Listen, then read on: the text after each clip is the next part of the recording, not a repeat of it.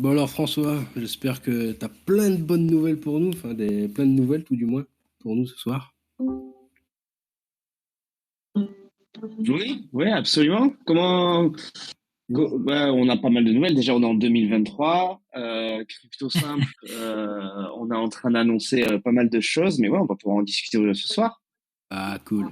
Et tu nous as réservé des petits teasers, des petites exclus.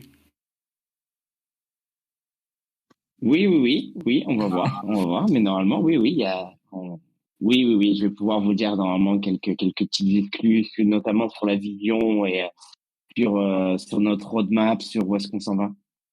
Super, on est super friand de ces choses-là en plus. Bon, je propose qu'on commence tout doucement, le temps que les gens commencent à se connecter. Naïlik, t'es bon pour l'enregistrement? C'est déjà lancé, pas de souci. Magnifique. Eh bien, bonsoir François. Je vais peut-être te laisser te présenter rapidement ce que tu fais chez Crypto Simple. Enfin, chez Crypto Simple, c'est français, on va le dire à la française quand même. Et puis après, on va entamer tout doucement le sujet Crypto Simple. Allez, je te laisse te présenter. Merci Doc Marmotte. Alors voilà, moi c'est François Julien, donc je suis fondateur de Crypto Simple. Je gère donc toute la partie technique et financière chez Crypto Simple. Moi j'ai une expérience voilà essentiellement technique. J'ai commencé en tant que développeur en informatique, mais j'ai également pas mal dans la crypto depuis 2016. Voilà, donc j'ai développé des smart contracts, pas mal involved dans la communauté DeFi et notamment la communauté Ethereum. Donc voilà, c'est un peu mon profil. Et aujourd'hui, ce qu'on fait avec CryptoSimple, c'est de donner du conseil d'investissement financier. L'objectif, c'est vraiment d'essayer de rendre les actifs numériques, les cryptos, accessibles à tous via une solution très simple, on va dire une solution clé en main pour les personnes qui ont envie de se lancer, mais on va dire qui ont besoin d'un accompagnement en crypto. Voilà. Ok, donc est-ce qu'on peut dire que votre clientèle cible, c'est essentiellement les personnes novices qui veulent investir en crypto? Ou est-ce qu'il y a d'autres types de profils qui sont dans votre panel clientèle? Alors notre profil initial, comme tu l'as souligné, c'est vraiment les personnes qui sont novices, c'est-à-dire qui ne détiennent pas de crypto, mais qui sont intéressés pour se lancer en crypto. Le profil type, par exemple, ça va être notre famille ou nos amis, par exemple, parce que nous, on connaît la crypto et on va avoir des amis qui vont venir nous demander pour se lancer en crypto. Là, ça va être vraiment notre profil type. Après, ce qu'on s'est rendu compte, c'est qu'en lançant le produit crypto simple, on a aussi pas mal de personnes, donc ça c'est un deuxième profil, qui sont déjà expérimentés en crypto, mais qui viennent chez nous pour la partie automatisation. C'est-à-dire que tu viens chez Crypto Simple, tu as un compte, tu as un portefeuille, il suffit d'envoyer des euros tous les mois ou toutes les semaines, et tu as automatiquement un portefeuille avec une diversification et l'avantage, c'est que t'as pas besoin de faire ça toi-même en passant par un exchange ou un AMM. Donc ça, c'est l'avantage aussi que d'autres utilisateurs vont voir, des utilisateurs qui vont être un peu plus expérimentés en crypto. Et ça, c'est essentiellement grâce à la transparence qu'on donne à nos utilisateurs, parce que ces utilisateurs-là vont comprendre directement les stratégies d'investissement, les actifs et toute la valeur du produit qu'il va avoir derrière. Ok, super. Donc, du coup, vous parlez de diversification. Vous parliez également au début de conseils. Enfin, qu'est-ce que vous faites concrètement? Vous donnez des conseils aux gens pour commencer dans la crypto et se créer leur premier portefeuille. Vous les accompagnez, vous leur proposez des solutions clés en main pour le faire. Est-ce que tu peux m'en dire un peu plus là-dessus? Alors, ce qu'on fait chez Crypto Simple, c'est dans un premier temps, c'est donner du conseil d'investissement. Alors, comment on fait ça? Aujourd'hui, on a une application mobile qui est sous le modèle de ce qu'on appelle un robot advisor ou un robot conseiller en français. C'est-à-dire que un utilisateur peut s'inscrire sur la plateforme et ensuite il va répondre à un questionnaire, un peu comme ce qu'on peut faire avec un conseiller de gestion de patrimoine ou avec son banquier, par exemple, à la banque. Et ce questionnaire va nous permettre de définir le profil de risque de l'utilisateur. Est-ce que son appétence au risque va être plutôt agressif, plutôt conservatif, en fonction de son profil, de ses salaires, de ses envies, etc. À partir de ce moment-là, donc l'application définit un profil de risque et nous, en fait, on va proposer un portefeuille qui va correspondre à ce profil de risque-là. Le portefeuille, il va être composé d'actifs numériques. Bon, voilà, ça peut être du Bitcoin, de l'Ethereum, ça peut être aussi des stablecoins comme de l'USDC, du DAI. Et chaque actif va être automatiquement investi sur des protocoles DeFi et uniquement DeFi, hein, je précise bien. Et tout va être disponible dans l'application, c'est-à-dire qu'il va avoir directement un rapport qui va être live, c'est-à-dire que nous on utilise des smart contracts pour faire la gestion de nos portefeuilles. Donc c'est-à-dire que tout le reporting est live dans l'application et toute la due diligence qu'on fait, la gestion qu'on fait est live également dans l'application. Qu'est-ce que ça veut dire? Ça veut dire que quand j'ouvre l'application, je peux voir combien j'ai de Bitcoin, combien j'ai d'Ethereum, où est-ce que sont mes Ethereum, est-ce que mes Ethereum sont stakés? Oui, avec qui? Avec Lido Finance. Est-ce que est-ce que mes Ethereum sont sur un protocole de lending? Oui, ils sont sur AAVE.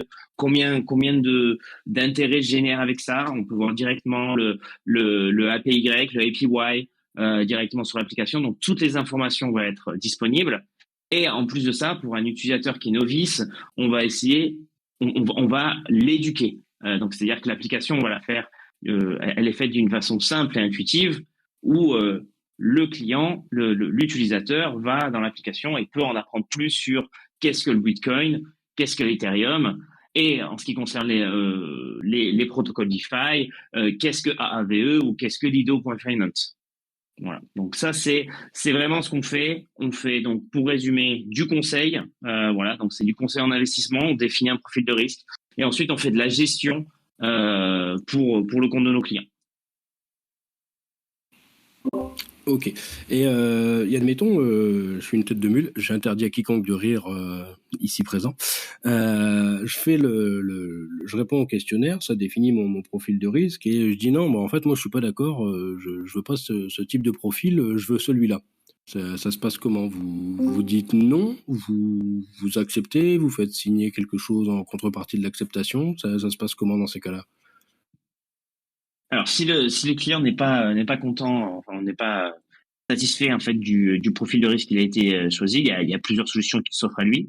Alors déjà à l'inscription, il peut reprendre le questionnaire parce que peut-être qu'il a mal répondu à une question, qu'il a mal compris une question, donc ça c'est tout à fait possible. La deuxième façon aussi, c'est nous envoyer un mail, donc on peut contacter directement le support pour demander en fait un changement de profil. Nous, on est là, on a un avis qui est quand même consultatif. Notre objectif, c'est de diriger le client vers un conseil que nous on estime juste. Ensuite, si le client il est un peu, comme tu dis, tête de mule, ben, il a le choix absolument de choisir son profil s'il le souhaite. Après, nous, c'est pas ce qu'on pousse dans l'application. L'application, elle est pas du tout designée pour ce genre de décision-là. Mais oui, c'est possible. On peut pas retenir quelqu'un de ses décisions. Ok, merci. Et je pense que petite chose que le public aimerait bien savoir, on parle donc du coup de conseil en investissement. Est-ce que vous êtes une société française? Donc bon, même si on a déjà un petit peu la réponse, vous êtes une société française, vous avez des certifications pour faire ces conseils d'investissement. Comment ça se passe d'un point de vue légal, d'un point de vue autorité des marchés financiers, etc. Oui, alors nous, on a choisi déjà de créer la société en France parce que déjà on est français et on voulait pouvoir accéder au marché français, mais également parce que la France est, était et l'est toujours un pays très avant-gardiste en avance sur la réglementation des actifs numériques dans le monde. Et je précise bien dans le monde. Aujourd'hui, on a la loi Pacte qui a été mise en place, je ne vais pas me tromper sur la date, mais je crois que c'est 2018, qui a été mise en place par le gouvernement, qui a permis d'avoir un premier cadre sur la réglementation des actifs numériques. Et ça, c'est un vrai avantage d'un point de vue compétitif sur le marché européen, voire même mondial. On l'a bien vu d'ailleurs, parce que il y a les plus gros groupes crypto qui viennent s'installer en France.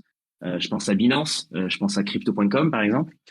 Et donc avec cette loi Pacte là, il y a un cadre qui a été mis en place, notamment le cadre PSAN. Donc, PSAN, c'est prestataire de services pour actifs numériques. C'est-à-dire que des boîtes comme CryptoSimple ou comme Binance par exemple, ou comme toute autre boîte française qui est dans les actifs numériques, et qui fait de la conservation d'actifs numériques pour le compte de ses clients. Donc, c'est ce qu'on appelle des actifs des entreprises qui centralisées, notamment CeFi. Ces acteurs, donc CeFi, doivent être enregistrés avec l'AMF, donc l'autorité des marchés financiers, qui est le régulateur français. Donc, il y a deux niveaux de réglementation. Il y a ce qu'on appelle l'enregistrement et l'agrément. Aujourd'hui en France, il me semble qu'on a plus d'une cinquantaine ou une soixantaine d'entreprises qui sont enregistrées PSAN, voilà, comme nous. Nous le sommes, on est la 24e entreprise française et on est une des premières entreprises françaises à proposer des services dans la DeFi pour le compte de nos clients. Et ensuite, on a l'agrément. Et aujourd'hui, l'agrément est optionnel. Il y a des débats au Sénat et à l'Assemblée, on est en plein dedans là. Je ne sais pas si vous suivez un peu les news, mais je pense que ça va passer à l'Assemblée la semaine prochaine pour que l'agrément soit obligatoire. Je ne vais pas rentrer dans le détail de est-ce que c'est bien ou c'est pas bien. Ce qui est important de noter, c'est que l'agrément, en fait, il est un peu copié-collé en fait en termes de requis sur la réglementation européenne qui s'appelle la réglementation MiCA, qui rentrera en œuvre d'ici 2024 normalement. Donc là, en fait, ce qui est intéressant de savoir sur ce point-là, sur la France et la réglementation, c'est que on a créé la loi Pacte, première réglementation crypto, une vraie avancée d'un point de vue mondial, d'un point de vue juridique. Et en fait, la loi Pacte a amené à la réglementation MiCA, donc MiCA d'un point de vue européen, qui va être mise en place d'ici 2024. Donc on est vraiment en avance, on est carrément, on lead, on dirige l'Europe sur ces décisions de crypto, de réglementation crypto. Voilà, j'ai essayé de résumer, de faire ça un peu simple, mais c'est ce qu'on a aujourd'hui en France. Et pour en revenir du coup un petit peu au sujet d'actualité, donc comme tu l'as dit là, ils sont en train de voir pour forcer l'agrément PSAN. Il n'y a aucune entreprise qui l'a. Je pense que s'il y a aucune entreprise qui l'a à l'heure actuelle, c'est qu'il y a des raisons. Ça doit pas être super simple, ça doit être un peu chronophage, etc. Est-ce que c'est quelque chose qui vous fait peur? Comment est-ce que vous avez déjà un petit peu anticipé si c'était validé? Comment vous alliez réagir? Est-ce que vous alliez embaucher les bras suffisants pour le faire? Est-ce que vous avez les ressources? Parce que je pense que c'est un coût qui est non négligeable, tout ça. Bref, dites-moi un petit peu comment vous avez un petit peu anticipé tout ça. Enfin, comment vous avez réfléchi au sujet, tout du moins. Alors, chez CryptoSimple, nous, on a toujours eu pour objectif d'avoir cet agrément. Pourquoi Parce que nous, en fait, ça fait partie en fait de la stratégie de l'entreprise en termes d'expansion internationale. On veut avoir l'agrément MiCA. Pour avoir l'agrément MiCA, en fait, aujourd'hui, si on a l'agrément PSAN, on va automatiquement avoir MiCA parce que les requis, comme je l'ai dit tout à l'heure, les requis sont très similaires. Donc, ça faisait partie déjà de notre stratégie depuis très longtemps d'avoir cet agrément-là. Donc, pour nous, ça ne pose pas de problème. De plus, même s'il y a cette loi qui est en train qui va être débattue à l'Assemblée nationale, qui a déjà été votée par le Sénat et qui va être débattue à l'Assemblée nationale, cette loi va concerner que les nouveaux acteurs. Donc, c'est-à-dire les acteurs qui vont essayer, qui ne sont pas enregistrés PSAN, mais qui vont essayer de s'enregistrer PSAN. Pour les acteurs déjà enregistrés, comme nous, il va pas avoir d'impact. Je pense que il va pas avoir d'impact, je veux dire à court terme, à court moyen terme.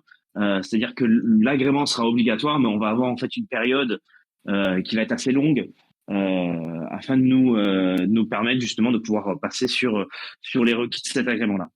Tu as posé une question au tout début qui était très intéressante sur est-ce que ça va être compliqué d'avoir cet agrément. Aujourd'hui, il y a deux problématiques pour avoir cet agrément-là. En tout cas, nous, on en a relevé deux. Il y en a beaucoup plus, mais pour nous, directement, il y en a deux. Dans les requis pour avoir cet agrément-là, il y a un requis qui nous demande en fait d'avoir une assurance, ce qu'on appelle une RC Pro. Donc en fait, c'est une assurance essentiellement de protection juridique pour l'entreprise, pour les clients, etc. Aujourd'hui, c'est un requis de la part de l'AMF, et aujourd'hui, il y a zéro assureur qui propose ce type d'assurance à des entreprises comme nous. C'est-à-dire que vous soyez chez CryptoSam, que vous soyez chez Binance ou chez Sysborg ou n'importe quel acteur centralisé, il n'y en a pas un seul qui va avoir ce type d'assurance-là. Ou alors, ça va être des assurances qui vont pas être sur le français, du style aux îles Caïmans, etc. Donc, c'est vraiment aujourd'hui une barrière qu'il y a. Et justement, on travaille pas mal sur le sujet avec l'ADAN. Donc, l'ADAN, c'est l'Association de développement des actifs numériques. Donc, c'est une grosse association en fait qui regroupe tous les acteurs français dans le milieu de la crypto. Et justement, on essaye de pousser pour essayer de résoudre ce problème. Donc ça, c'est la première barrière, la barrière de l'assurance. Et la deuxième barrière, mais je suis assez confiant sur ça parce que je pense que, vu de ce que j'ai vu de l'AMF, ça bouge quand même pas mal. Aujourd'hui, l'AMF n'a pas les moyens, ou en tout cas, je pense pas qu'ils ont les moyens en interne pour pouvoir gérer l'agrément de 60 psalmes. C'est-à-dire qu'ils n'auront pas, parce que l'agrément il est beaucoup plus lourd qu'un enregistrement. Donc forcément, il y a beaucoup plus de taf derrière pour eux à faire en termes de due diligence, de validation, de monitoring, etc. sur le long terme. Et aujourd'hui, moi, je pense pas qu'ils ont les ressources pour. Après, bon, j'imagine que si c'est voté, ils feront en sorte d'avoir les ressources. Donc ça, c'est quelque chose qui peut être quand même assez facilement fixé si on s'en donne les moyens. Ok, super. From, je ne sais pas si tu as une question sur le sujet ou si on fait un petit peu à l'application directement. Non, enfin, c'est des questions que j'allais poser justement sur le PSAN, tout ça. Donc non, pour moi, c'est bon pour le moment. Super. Donc, pour en revenir à Crypto Simple, est-ce que donc on a compris que quand en fait, on va faire un cheminement complet pour un nouvel utilisateur pour qu'il voit un petit peu les étapes, comment ça va fonctionner. Donc, de ce que j'ai compris, il va devoir répondre à un questionnaire. Je pense qu'au préalable, il devra s'inscrire. Vous êtes sur application mobile, vous êtes sur PC, les deux? Aujourd'hui, on a une application mobile qui est disponible donc sur iOS et sur Android, que je vous invite d'ailleurs à tous à télécharger, à regarder. Et on a une application web qui devrait sortir normalement à la fin du premier trimestre, donc on estime d'ici mars. Ah, cool, cool la version PC. Et donc, du coup, tu t'es invité les personnes à télécharger l'application. C'est un site, enfin, je veux dire, ça engage peut-être du coup à utiliser le service, ou il y a un service pour, on va dire, pour tester gratuitement, voir un petit peu ce que ça donne sans mettre d'argent réel. Voilà, alors quand vous téléchargez l'application, on a un mode d'exploration. Donc c'est un mode qui vous permet en fait de pouvoir explorer en fait l'application, de voir comme si en fait vous aviez de l'argent dans l'application, et de voir un peu les portefeuilles, la composition, comment se présente le produit, etc. Donc ça vous permet déjà d'avoir un premier coup d'œil sur les portefeuilles. Donc ça c'est la première partie, donc ça vous engage à rien, vous avez même pas besoin de vous inscrire, donc on récupère pas il n'y a pas de données, rien du tout, c'est vraiment ouvert, il faut juste télécharger l'application. La deuxième partie, où là, vous allez devoir créer un compte, mais pas besoin d'envoyer des fonds. Il faut juste créer un compte avec un email, un mot de passe. La deuxième partie, c'est le questionnaire. Là, vous allez pouvoir prendre le questionnaire avec et découvrir votre profil de risque à la fin du questionnaire et le portefeuille qui vous correspond. Ensuite, la troisième étape, c'est de faire ce qu'on appelle un KYC. Donc, tout à l'heure, on a parlé de PSAN, ça fait partie des requis, évidemment, des requis LCB-FT, donc c'est la lutte contre le blanchiment d'argent et la fraude contre le terrorisme. Donc, KYC, c'est-à-dire qu'on va scanner en fait son passeport, sa pièce d'identité, et juste faire un petit selfie. Nous, ça nous permet en fait de pouvoir vérifier l'identité de la personne derrière. À partir du moment où ce KYC là, bon, c'est classique, hein, on le retrouve d'ailleurs chez toutes les plateformes financières aujourd'hui.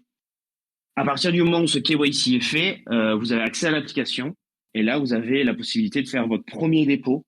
Vous pouvez le faire par carte bleue ou alors directement un virement SEPA, un virement bancaire classique, afin de pouvoir commencer à utiliser le service. Oh, ok. Et donc du coup, c'est uniquement accessible via SEPA. Admettons, je sais pas, je suis sorti juste à temps de FTX, j'ai tout en stablecoin quelque part. Est-ce que je peux réinvestir ces stablecoins chez vous ou alors je suis obligé de les retransformer en euros et ensuite d'envoyer des euros chez vous?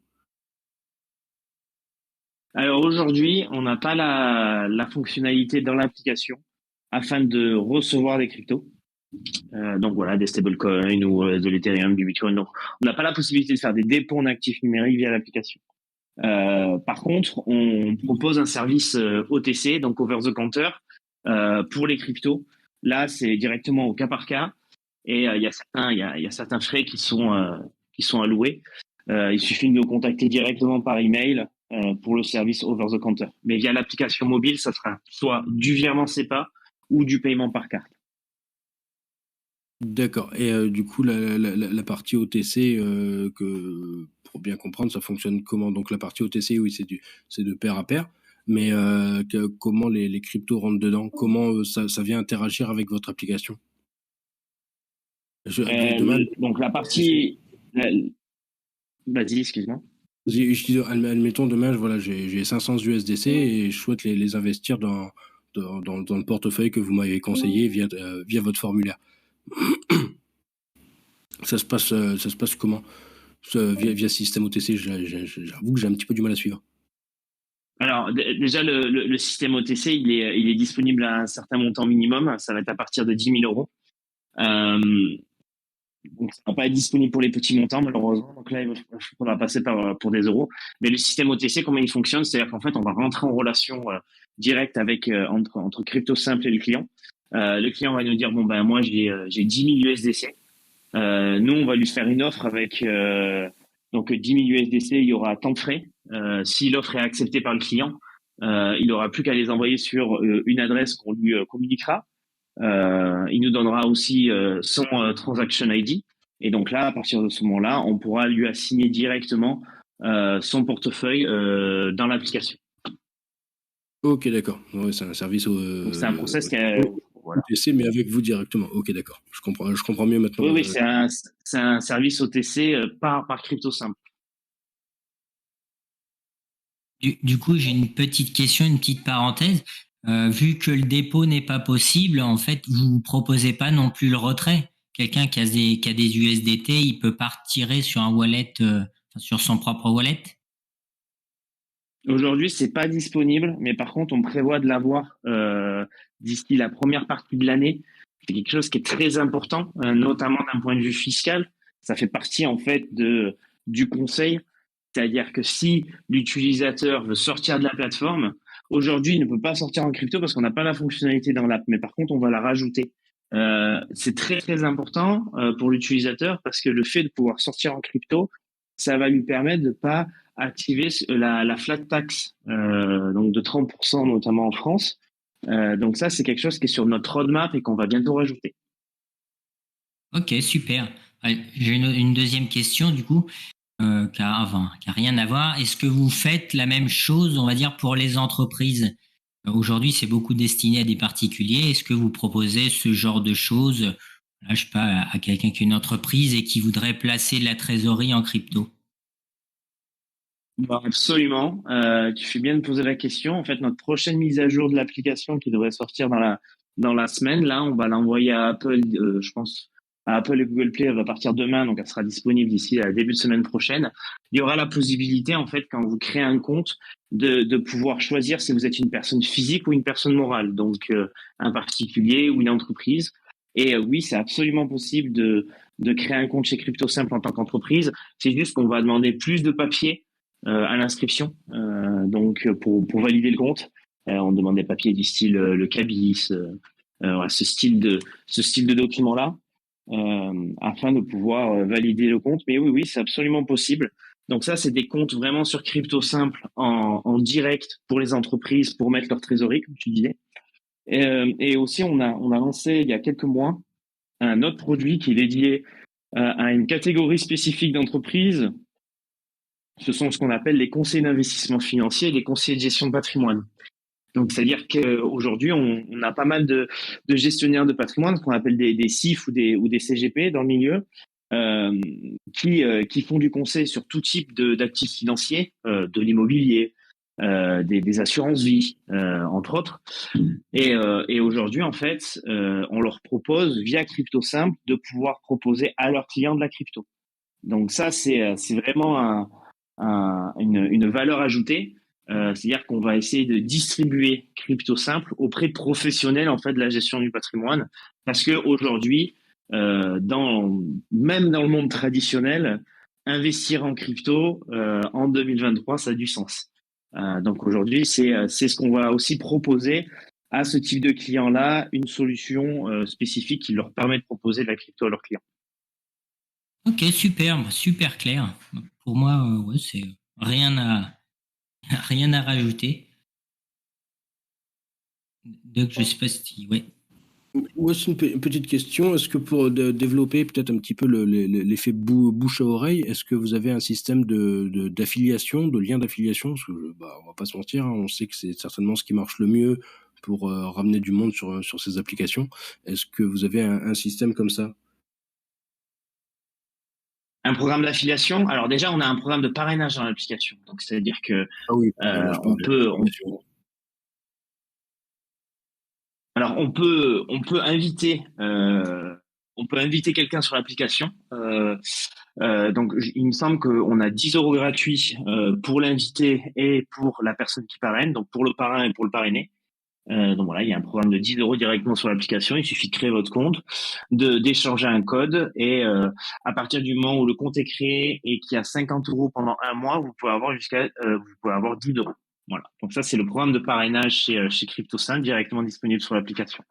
Ensuite, pour l'affiliation, ça c'est quelque chose de différent. Donc c'est plus dédié à des partenaires, notamment des influenceurs par exemple, qui souhaitent pouvoir promouvoir Crypto Simple auprès de communautés ou d'une base client par exemple. Et là, en fait, on va leur donner un lien spécifique et ils vont pouvoir avoir du retour, générer des, euh, des retours et des intérêts euh, grâce à ce lien-là. Pour ça, il suffit d'aller sur le site internet de CryptoSimple, il y a une page affiliation et n'importe qui peut devenir un partenaire. En fait, je crois qu'il y a un bouton avec un questionnaire, il suffit de remplir ça, puis après ensuite on rentre en contact avec la personne pour mettre en place ce programme d'affiliation. Ok, d'accord, super. Enfin, c'est rare, du coup, c'est pour ça au début que je disais oui, parrainage, affiliation, des fois ça se mélange un petit peu, mais je vois que vous avez bien fait deux catégories différentes, c'est plutôt bien pensé. Voilà, merci. Et donc, Bonsoir. du coup, les influenceurs, parce que bah, la plupart, même si c'est pas véridique sur le fond, sont comme plus ou moins enfin, experts, c'est un bien grand mot, mais on va dire s'en sortent par eux-mêmes en général sur la finance décentralisée. Ils sont aussi obligés d'avoir un compte ouvert sur l'application ou absolument pas, c'est quelque chose qui est géré complètement à part. Alors, c'est quelque chose qui est géré à part, mais je vais juste, enfin, je pense que si un influenceur va recommander une plateforme, généralement ils ont un compte qui est créé parce qu'ils ont évidemment testé la plateforme et ils vont suggérer à leur communauté un produit ou en tout cas je l'espère qu'ils ont testé. Non, c'est pas obligatoire de créer un compte effectivement, mais généralement c'est le cas. On le retrouve avec notre programme d'affiliation, on le retrouve aussi avec le programme que je disais tout à l'heure pour les gestionnaires de patrimoine. Les gestionnaires de patrimoine, pareil, ils créent un compte eux-mêmes sur CryptoSimple pour découvrir justement le produit, l'expérience, la facilité d'utilisation, le conseil, le côté transparent justement où on va pouvoir montrer nos stratégies d'investissement à tous nos clients, etc., etc. Donc non, c'est pas obligatoire, mais généralement c'est le cas. Hein. Oui, c'est sûr qu'en général, si les personnes font bien leur boulot, oui, ils testent avant. Bonsoir, moi j'avais une question, je sais pas si je peux la poser. Vas-y. Oui, ça marche. J'ai pris la room un petit peu en retard, donc désolé si je vais vous faire adoter un petit peu. Mais on vient de sortir d'un épisode assez traumatisant pour beaucoup avec l'effondrement de FTX. Et donc ma question c'était comment est-ce que vous adressez la question de la transparence, notamment sur les réserves ou les fonds que vous gérez de vos clients? Alors, très bonne question. Alors, nous, c'est quelque chose, la transparence, c'est quelque chose qu'on pousse depuis le début de la société. Donc, ça fait près d'un an que j'essaye de répéter ça, que ce soit à nos clients, aux médias, à nos investisseurs. C'est que moi, personnellement, je viens d'un milieu de du Web 3. Donc, je suis très décentralisation, d'accord. Aujourd'hui, la transparence, comment on fait avec CryptoSimple, c'est juste que tous les wallets de CryptoSimple, là où on va faire la conservation des fonds, ils sont communiqués à nos utilisateurs. Donc, c'est-à-dire que chaque utilisateur peut voir où sont les fonds. Ok, donc c'est un peu sur le modèle d'un proof of reserve que la plupart des exchanges CeFi ont fait récemment. C'est-à-dire qu'on peut voir directement où sont les fonds sur la blockchain et quelle est ma proportion de fonds à moi sur le wallet. C'est-à-dire que nos wallets à nous, on va avoir tous les fonds de nos utilisateurs et après ils vont être répartis en fonction des investissements qu'on fait. Donc c'est-à-dire que ça déjà c'est complètement disponible. Donc ça c'est la première étape, c'est vraiment le proof of reserve. La deuxième étape de la transparence, c'est en ce qui concerne les stratégies d'investissement. Prendre par exemple FTX ou d'autres acteurs, le problème qu'on avait, c'est qu'ils avaient un produit où on va te promettre 8%, 10% de retour, un peu sur le modèle d'un livret A, voilà, donc c'est un produit d'épargne. Mais après, c'est jamais très clair comment l'intérêt est généré derrière. D'où vient ces 8% et ces 10%. Chez nous, chez CryptoSimple, l'intérêt vient directement en fait des protocoles DeFi. Donc il y a une diversification qui est faite. On va avoir des protocoles de lending, je pense à AVE. On va avoir du yield farming avec Yearn par exemple. On va avoir du stacking, comme j'ai dit tout à l'heure, avec Lido.finance. Et tous ces choix-là, toute cette diversification qui va être faite sur les DeFi protocoles afin de générer du rendement, ça va être disponible sur l'application. C'est-à-dire qu'il n'y a rien qui est caché et toutes les informations sont disponibles à l'utilisateur. Sur le même modèle que la DeFi. C'est-à-dire qu'aujourd'hui, si vous êtes un utilisateur crypto qui a quand même pas mal d'expérience, vous avez votre propre wallet, vous faites vous-même vos investissements en DeFi, l'avantage de faire ça, c'est que vous êtes en contrôle de vos coins parce que vous avez votre private key et vous savez directement chez qui vous investissez sur AAVE. Vous pouvez check le smart contract de AAVE si vous le souhaitez. Vous pouvez faire votre recherche, regarder par exemple les security audits. Il y a plein de choses que vous pouvez faire. Donc c'est vraiment ce qu'on retrouve aujourd'hui en crypto, ce qui est génial. On essaye de retranscrire ça chez CryptoSimple de la même façon, en faisant deux choses en plus, c'est-à-dire en simplifiant, en vulgarisant. Hein, ça c'est pour aider vraiment les novices. Et deuxièmement, toujours pour aider des novices, en faisant la conservation des fonds.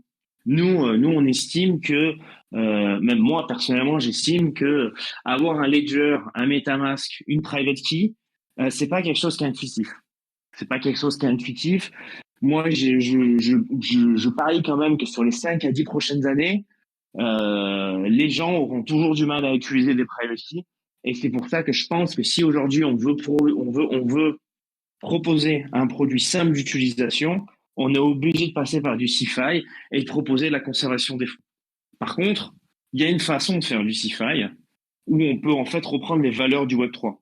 Les valeurs du Web3 que je disais auparavant, notamment cette transparence-là.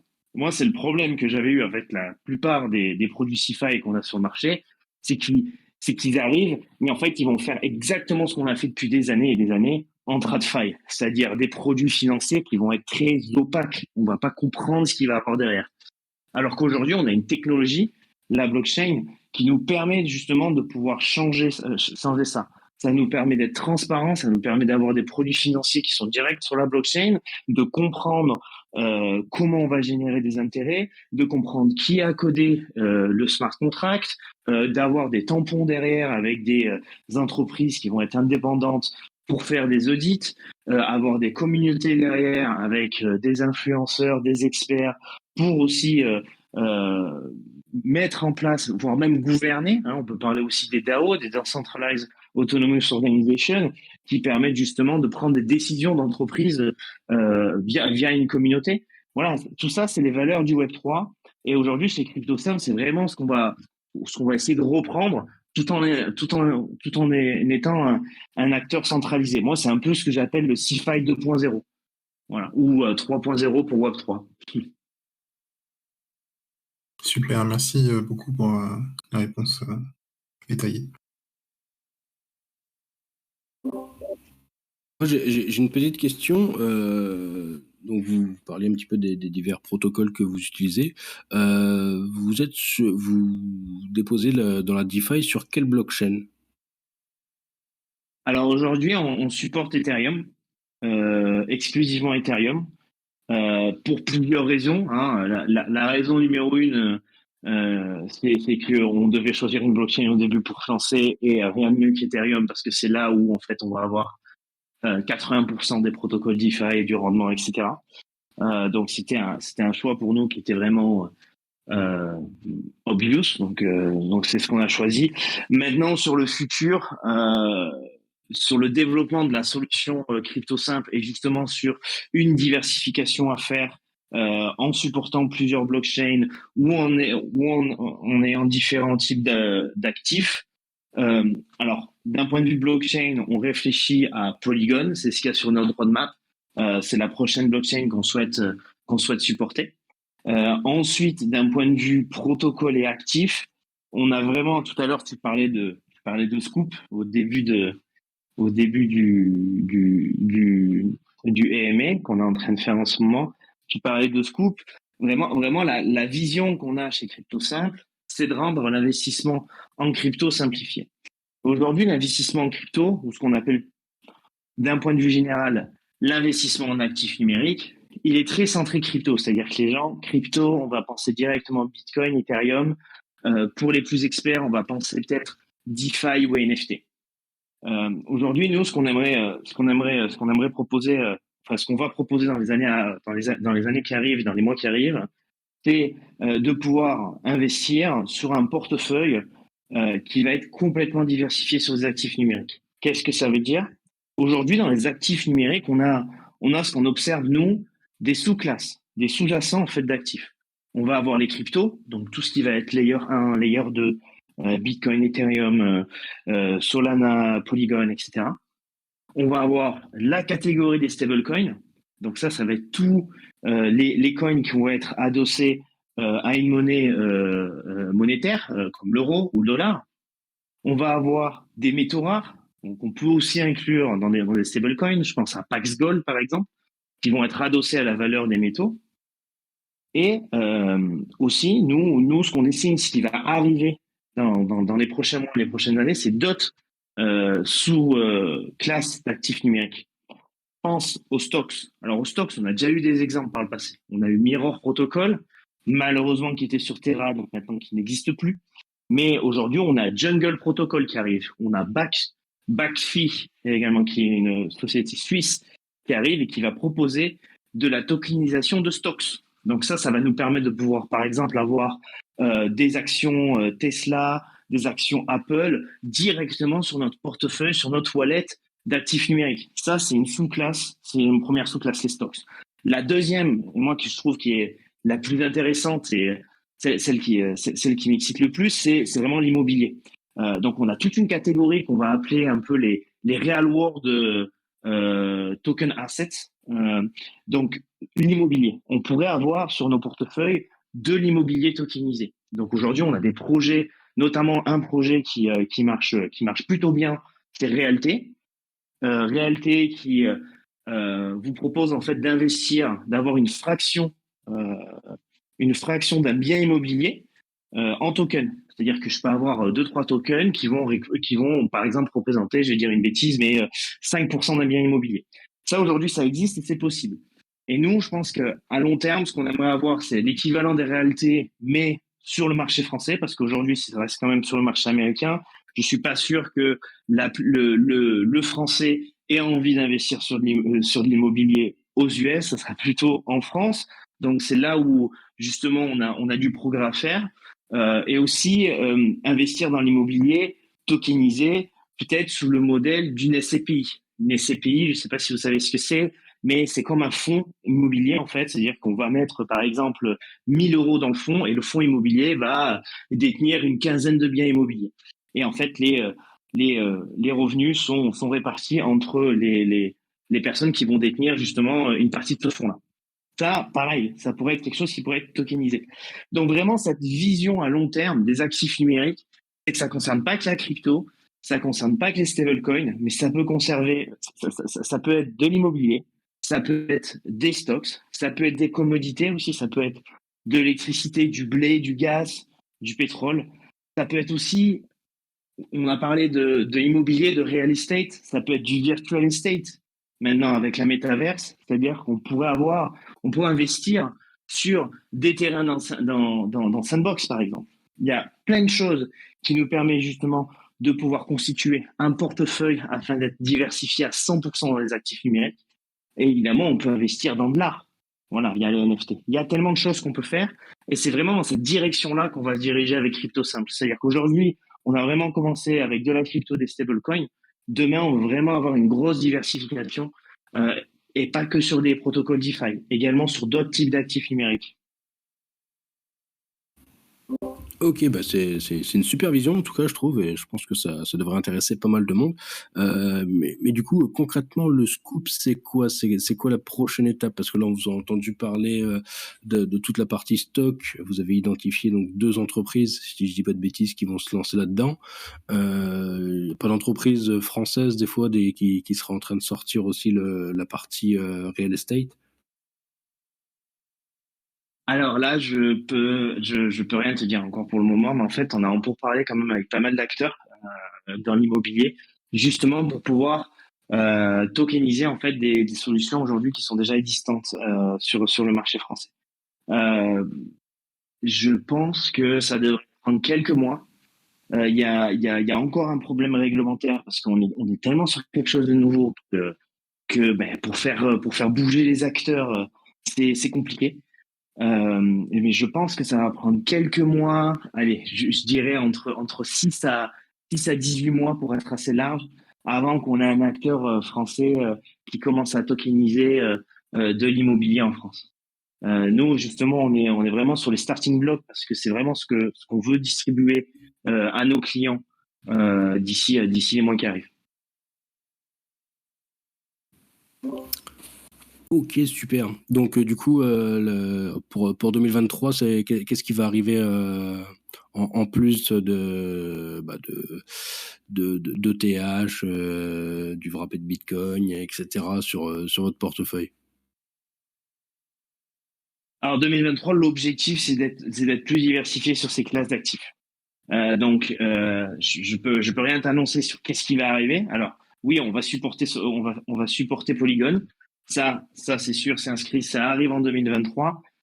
Et ensuite, ce qu'on va pouvoir proposer d'ici la fin de l'année, deuxième partie d'année, on va dire, ça va être vraiment la partie tokenisée de immobilier, d'art en NFT.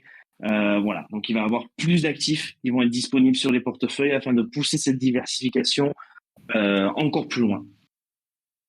Ok, donc la deuxième partie d'année 2023, on aura d'autres classes d'actifs qui vont rentrer, quoi. Exactement. Super, ça. Et quelle serait la prochaine crypto-monnaie que vous allez lister par hasard? Alors là, ça va être Matic. Ça va être Matic quand on va supporter Polygon. Ça va être Matic. Par contre, on est toujours en train de réfléchir sur la partie stablecoin et sur la partie métaux précieux. Donc il y a pas de décision qui est faite pour le moment. La décision pour Matic, elle est faite. Il faut savoir que chez nous, en fait, les cryptos qu'on rajoute, ou enfin les actifs qu'on rajoute et les protocoles donc qu'on rajoute ou qu'on enlève vont respecter une politique interne d'investissement qui nous permet de faire en fait la due diligence sur les actifs. Donc on a des stratégies d'investissement qui sont passives. Voilà, on ne fait pas des arbitrages tous les jours. C'est des arbitrages qui arrivent généralement tous les mois, tous les 2-3 mois, afin justement de pouvoir rentrer un actif ou sortir un actif ou le changer en fonction de la conjoncture économique. Sur les stablecoins, le problème qu'on a aujourd'hui, je vais pas vous le cacher, c'est que le APY en DeFi sur le stablecoin, il est pas incroyable. On aimerait avoir quelque chose qui est quand même un peu plus intéressant pour nos clients, mais malheureusement aujourd'hui la conjoncture économique fait que ben il y a pas grand chose. Je pense que ce qui est le plus intéressant aujourd'hui sur la partie DeFi, ça va être clairement le stacking, notamment avec Ethereum, mais également avec Polygon. Donc c'est ce qu'on va aller chercher. Ok, c'était plus une question orientée parce qu'il y a beaucoup de fans d'Elrond, un peu moins de Solana, si vous aviez dans l'idée de lister ce type d'actif. Alors, Pour nous, dire sur le absolument pas de service, la merde. non. Alors, non. Alors, je pense pas que je pense pas que c'est de la merde, loin de là. Elrond, c'est un très beau projet avec une très belle communauté française d'ailleurs, hein, qui est une très grosse communauté française. Je pense que Elrond a encore beaucoup à prouver. Ils ont fait un virage dans le métaverse qui peut être un virage gagnant. Moi, je suis plus dans une situation wait and see. On va voir un peu ce que ça donne. Pour Solana, écoute, Solana, c'est triste parce que en fait, ils ont été impactés directement par FTX, malheureusement, parce que la plupart des investissements de Solana venaient de Alameda et de FTX. Donc euh, on pourrait dire qu'aujourd'hui Solana est mort, mais je pense que Solana va s'en sortir parce que s'ils ont réussi à faire une chose qui est très bien, c'est de créer cette communauté, notamment d'un point de vue développeur. Ils ont réussi à faire ce que Ethereum a réussi à faire et ce que d'autres blockchains sont un peu cassés les dents, c'est-à-dire c'est vraiment attirer une communauté de développeurs. Et moi, je pense pas que la communauté de développeurs va déserter Solana dans les mois qui arrivent. Donc, je pense qu'il y a toujours de l'espoir. Je pense que Solana va rester. Alors, par contre, en DeFi, je suis pas sûr. Mais en NFT, à mon avis, il y a beaucoup de choses à faire et il peut y avoir vraiment quelque chose d'intéressant. Le truc qu'il faut savoir, c'est que pour toutes ces blockchains qui sont concurrentes d'Ethereum, il faut se dire que Ethereum, c'est quand même un peu le killer en termes de L1. C'est le gagnant de toutes les crises qu'on a eues. Aujourd'hui, Ethereum, avec le merge et toutes les mises à jour qui vont s'en suivre, a prouvé que ça peut être une blockchain qui peut être évolutive, qui peut s'améliorer en prenant des décisions grâce à la communauté. Moi, je pense que ça, c'est quelque chose. C'est quelque chose qui a prouvé que Ethereum est là pour rester, hein, parce que là, le fait de se retrouver en 2018 et d'avoir je ne sais combien de Ethereum killer qui sortent. Je me rappelle de iOS à l'époque, je ne sais pas si vous vous rappelez de ça. Mhm. Et au final, aujourd'hui, on se retrouve avec Ethereum. Bon, ça prend un peu de temps, hein, effectivement. Ça prend 4, 5 ans. Où là, on passe du proof of work au proof of stake. On va avoir le sharding qui arrive. Enfin, il y a quand même beaucoup de choses qui arrivent et ça bouge. Donc, Ethereum, c'est quand même, pour moi, c'est de la référence en crypto aujourd'hui. Les autres projets, c'est wait and see, il faut voir. Après, nous, pour répondre vraiment à ta question, je suis désolé, c'est un peu un monologue, mais pour répondre à ta question, c'est crypto simple, on va rester très conservatif, sachant qu'on va avoir des novices chez nous. On va essayer de pas les envoyer sur des tokens qui font pas partie du top 20. Donc c'est essentiellement en fait la raison de pourquoi on n'a pas du Elrond par exemple aujourd'hui. Solana, pourquoi on l'a pas, c'est à cause des récents événements. Donc il y a FTX, il y a eu aussi pas mal de problèmes d'un point de vue technique avec quelques bugs avec la blockchain. Euh, ça a pas raté. Le cours du Solana est dépassé de quoi, de 200-300 $ à 15 $, je crois. Donc voilà. Moi, j'ai une question. Vous avez beaucoup de projets, donc j'imagine que en face, vous allez devoir avoir une task force pour les mettre en œuvre. C'est quoi votre roadmap en termes d'équipe et de structuration de ce projet-là? Alors, toute la partie développement de l'entreprise et du projet, on est vraiment sur un modèle de start-up classique, hein. C'est-à-dire que nous, en fait, on va lever des fonds auprès d'investisseurs justement pour pouvoir supporter ce développement-là afin d'être rentable à un horizon 2-3 ans. Donc c'est comme ça que ça se passe. Sur la roadmap, ce qu'on a, donc il y a l'application web déjà à court terme. Donc là, on prévoit de la sortir d'ici mars de cette année. Donc c'est ce que j'ai annoncé tout à l'heure. Ensuite, on va avoir toute la partie diversification des portefeuilles. Diversification des portefeuilles, il y a quand même pas mal de boulot d'un point de vue techniquement parce que notre objectif, c'est toujours de garder ces mêmes notions-là, c'est-à-dire ces notions de transparence où on va pouvoir avoir un reporting live en utilisant la blockchain sur notre application. Pour pouvoir faire ça, c'est-à-dire qu'à chaque fois qu'on va supporter une nouvelle blockchain ou un nouveau protocole, il faut qu'on développe, nous, en interne, les API, les connexions pour pouvoir récupérer les données, les informations à montrer à nos utilisateurs. Donc, sur la roadmap, l'objectif, c'est de rajouter une première sous-catégorie d'actifs, donc soit de l'immobilier, soit de l'art, soit du gaming, soit du métaverse, et en 2024, d'en rajouter deux autres de plus. En plus de ça, sur notre roadmap, on a aussi un développement à l'international. Nous, on veut sortir Crypto Simple en UK, donc en Angleterre, au Royaume-Uni, d'ici la fin de l'année. Donc ça fait partie aussi des grosses étapes pour Crypto Simple. Donc voilà, un peu ce qui nous attend d'un point de vue roadmap. Ok, top.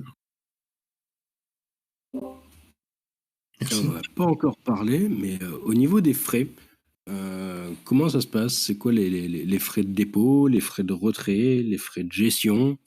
Enfin, bref, un petit peu, comment vous gagnez votre vie, quels sont les frais d'utilisation de crypto simple? Alors aujourd'hui, les frais de dépôt et les frais de retrait sont à 0 € sur les virements SEPA, donc il n'y en a pas. Et on a des frais de gestion. Les frais de gestion sont entre 1,3 et 1,8% à l'année. Voilà, donc c'est quelque chose qui est... les frais de gestion sont prélevés mensuellement. Et ça, c'est quelque chose que vous pouvez calculer directement basé sur votre portefeuille. Donc aujourd'hui, notre business model se situe vraiment sur les frais de gestion. Attention, par contre, si vous faites des paiements par carte, on a un frais de 2% sur chaque dépôt qui va être fait par carte. Ça, c'est essentiellement parce que le partenaire qu'on utilise pour faire de l'acquisition en carte nous charge 2%. Nous, on prend même pas de marge là-dessus. Mais on est obligé de le répercuter malheureusement sur l'utilisateur. Donc nous, généralement, ce qu'on va conseiller à nos clients, c'est plutôt de faire du virement SEPA parce que c'est gratuit. Voilà. Ensuite, on a des frais de gestion. Ok. Et donc les 1, enfin, un peu plus de 1%, 1,3, 1,8, je pense que ça dépend un petit peu de la taille du portefeuille. C'est appliqué sur quoi? C'est sur les bénéfices ou sur l'ensemble du portefeuille? Sur l'ensemble du portefeuille. Voilà, ça, c'est appliqué sur l'ensemble du portefeuille et comme tu viens de le préciser, effectivement, quand tu es en dessous de 10 000 euros, tu vas être à 1,8%. Entre 10 000 et 100 000 euros, 1,5, et au-dessus de 100 000 euros, ça sera 1,3. Ok. Et grâce à ces frais-là, vous prenez tout en charge, les frais, parce que bah du coup vous avez des frais aussi de transaction vous de votre côté quand vous Mm. réinjectez dans les différents protocoles DeFi, etc. C'est déduit ou alors c'est pris en charge dans ces fameux 1,8%.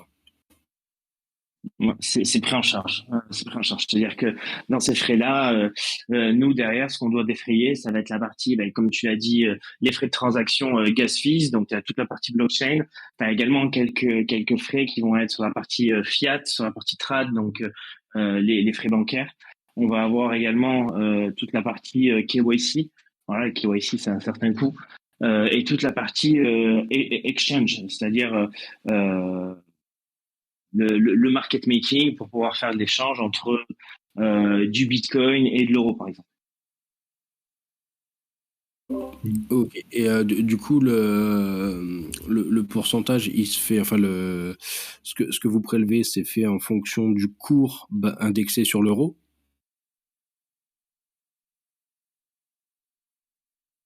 Alors, je pense que...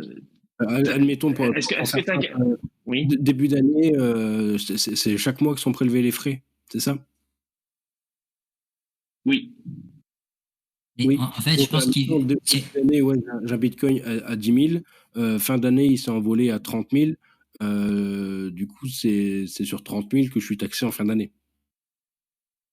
Alors, C'est les ça? frais de gestion, ils sont chargés mensuellement. C'est-à-dire que le frais que je t'ai donné, il est 1,8 à l'année. Donc, si tu fais 1,8 divisé par 12, je pense qu'on est à 0 quelque chose. Moi, je suis pas très bon dans mes maths. Voilà, 0,15. Donc, si tu as 1,8, ça veut dire qu'on va charger 0,15 par mois. D'accord? Donc, on va charger 0,15% du portefeuille par mois. Donc, si en janvier, ton portefeuille il est à 10 000 euros, on va prendre 0,15% de 10 000 euros. Donc, je pense que ça fait à peu près une quinzaine d'euros, si je ne me trompe. Je te fais Ouais, c'est ça. Euh, Par contre, si en juillet, disons, ton portefeuille vaut 30 000 euros, ok, ben là, on prendra 1,015% des 30 000 euros au début du mois de janvier. De juillet, pardon. Je sais pas si c'est clair. Oui, oui, oui, impeccable, c'est tout bon. Enfin, c'est ce que je voulais savoir si c'était bien pris chaque mois par rapport à la valeur en euros du portefeuille ou si c'était pris une fois sur l'année, à la fin de l'année, selon une moyenne de portefeuille, quelque chose comme ça. Donc c'est bien à un instant T, en fait, selon ce que le portefeuille vaut en début de mois. Si j'ai bien C'est compris. ça, Ok. exactement. Euh, Petite question, qu'est-ce qui vous différencie d'autres acteurs du marché qui aussi proposent des, des, des services en fait de prestation de services de crypto? Peut-être est-ce que c'est le public que vous visez qui est plus large, qui est plus novice peut-être en crypto? Ou qu'est-ce qui vraiment fait votre différence là-dessus? Alors, ça va dépendre de quel compétiteur tu parles, mais généralement, nous, nos avantages compétitifs, ça va être donc la transparence et le reporting live. Donc, c'est-à-dire qu'on va pouvoir voir directement sur l'application tous les actifs que vous possédez, leur valeur en euros et la transparence avec les stratégies d'investissement. Donc, on va voir comment on va générer de l'APY, sur quel DeFi protocole, et ça va être disponible live sur l'application. Voilà, donc c'est le côté transparence. Le deuxième avantage compétitif, c'est la DeFi, c'est-à-dire que nous, on va utiliser la DeFi pour générer des intérêts. Le troisième avantage compétitif, c'est la réglementation. Aujourd'hui, nous, on est réglementé auprès de l'AMF en France. Le quatrième avantage compétitif, ça va être les frais, ça va être les tarifs. C'est-à-dire que si vous essayez de faire ça vous-même avec votre propre wallet, en termes de gas fees, ça va vous coûter quand même pas mal d'argent. Alors que quand vous passez via nous, vous allez juste avoir un frais de gestion, ce qui va vous coûter vachement moins cher. Parce que aujourd'hui, nous, quand on gère les portefeuilles, ils sont regroupés pour nos clients. Donc nous, quand on fait une transaction, par exemple pour investir dans un DeFi protocole, eh ben ça bénéficie des centaines et des milliers de clients. Voilà, pour une transaction. Alors que si vous êtes tout seul à faire vous-même avec votre toilette la transaction, bon ben ça a un certain coût. Après, voilà, ça c'est un choix. Ok, donc j'entends c'est le côté UX et puis l'accès à la DeFi avec on va dire, des économies d'échelle. Exactement. Ok.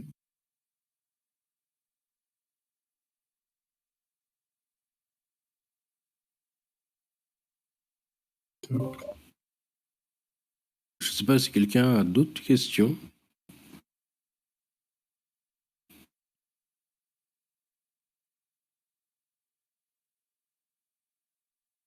Bon, bah, du coup, moi, je vais demander. Donc, on a eu un petit teaser, mais tu m'en as parlé au pluriel en début d'émillet. Donc, le premier, c'est que bah, vous allez ajouter d'autres types d'actifs et qu'il va y avoir aussi Polygon qui va être ajouté en 2023. Qu'est-ce qu'on va pouvoir rajouter comme petit, enfin, qu'est-ce que tu peux nous rajouter comme petit teaser?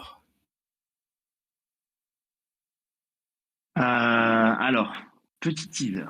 Demain, on a une annonce sur notre levée de fonds.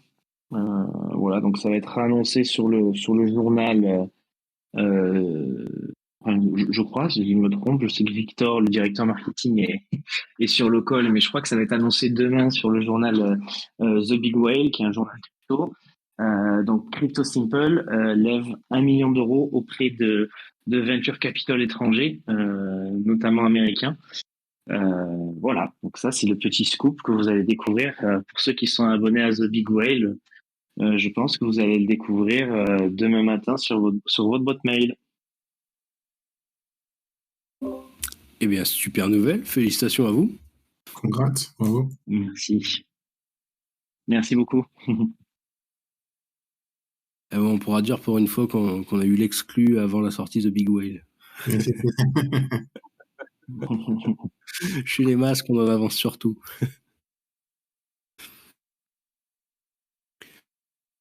Ok, je sais pas si quelqu'un a d'autres questions.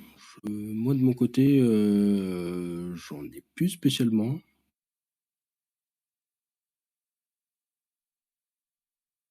From, non? Non, idem de mon côté, c'était quand même plutôt clair. Enfin, a répondu à beaucoup de choses. Donc pour moi, non, c'était bien. Hein.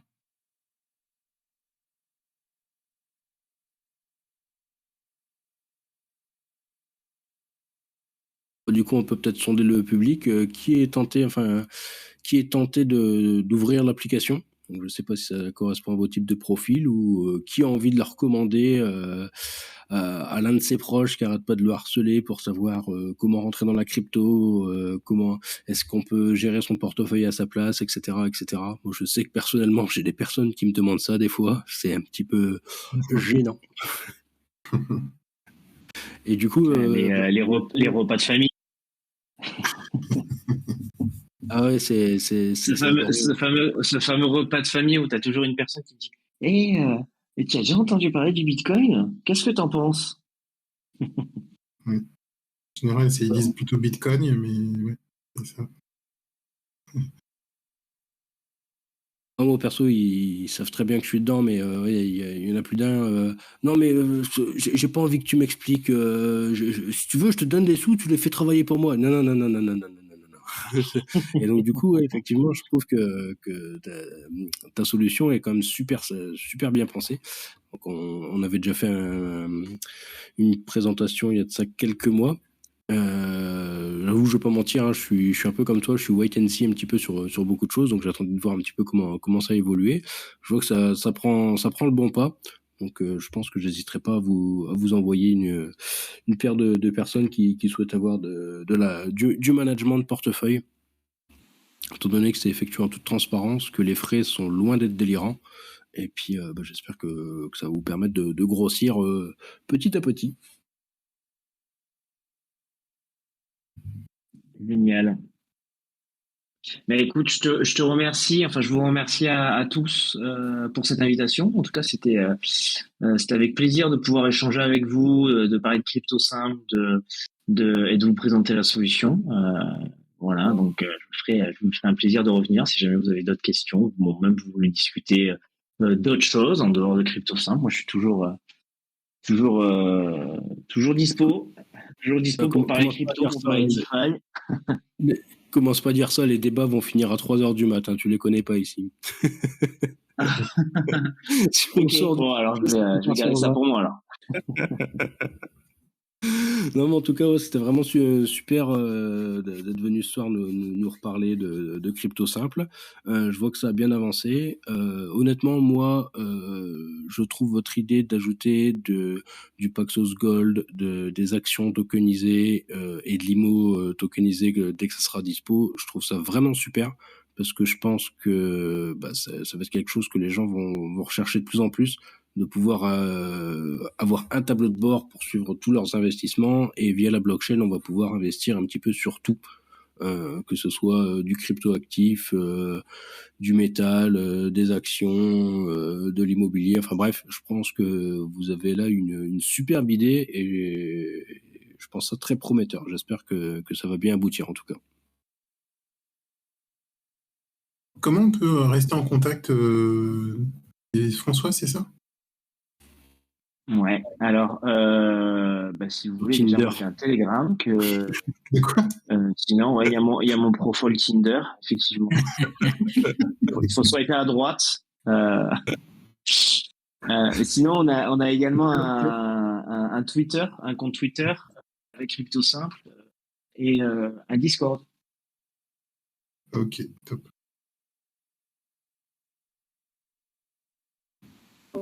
On va vous repartager les liens dans le chat. Je mets ça tout de suite.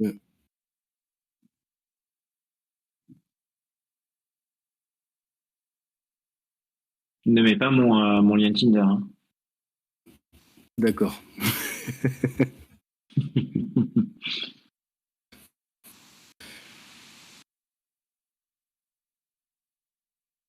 Le Twitter, le Discord a été partagé et puis le site web. Je crois que c'est tout, hein, si je dis pas de bêtises, sur vos réseaux sociaux. C'est ça. Après, on a également un profil sur LinkedIn si vous voulez nous suivre. Mais je vois qu'il y a mon adresse email fj@tinder.com. Merci Victor. Mais non, essentiellement, voilà, ça va être Twitter et notre serveur Discord.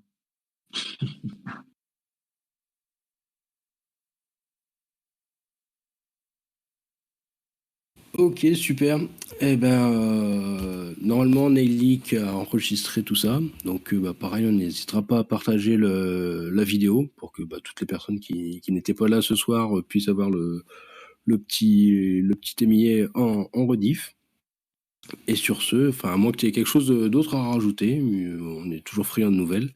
Mais sinon, moi, je propose qu'on se laisse là. Après, vous pouvez continuer la soirée. Mais moi, je vais pas tarder à vous quitter en tout cas, parce que je commence à voir ma voix qui est en train de lâcher.